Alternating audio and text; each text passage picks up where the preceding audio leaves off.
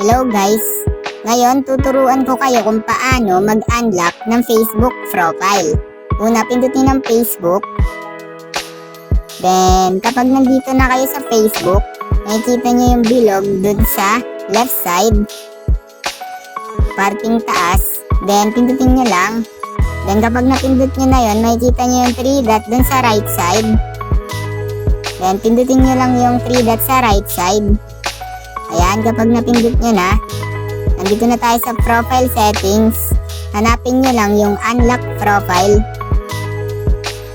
Ayan, nandito siya sa pang-4. Unlock your profile.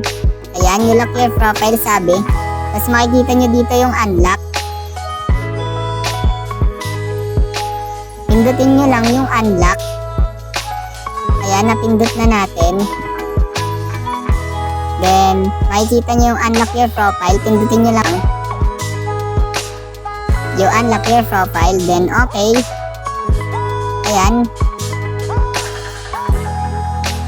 Refresh nyo lang. Then, ayan. Naka-unlock na ang inyong profile. Makikita na ito ng mga ibang tao. Ayun lang. Thanks for watching. Subscribe me for more videos like this. Thank you.